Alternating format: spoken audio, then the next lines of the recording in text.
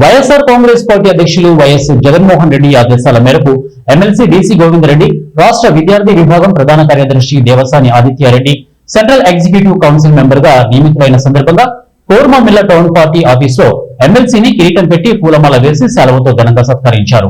ఈ కార్యక్రమంలో Badvel municipal chairman Vakamala Rajagopal Reddy, Badvel నియోజకవర్గం బూత్ కన్వీనర్లుగా అధ్యక్షుడు కల్లూరి రమణారెడ్డి, వైఎస్ఆర్సీపీ రాష్ట్ర కార్యదర్శి, మాజీ స్వచ్ఛందర కార్పొరేషన్ డైరెక్టర్ గాజులపల్లి కేశవరెడ్డి, జిల్లా కమిటీ ప్రధాన కార్యదర్శి దానవపెంట రమేష్ బాబు, బద్వేల్ మాజీ market yard chairman Gutta Sriramulu, municipality area convener Panga Chennakesava Reddy, మాజీ market yard vice chairman Subba Reddy, అలాగే రఘురాం రెడ్డి, గుర్రంపట్టి రమణారెడ్డి,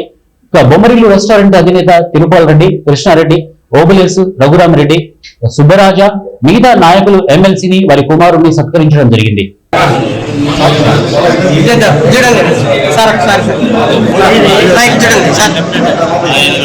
సరే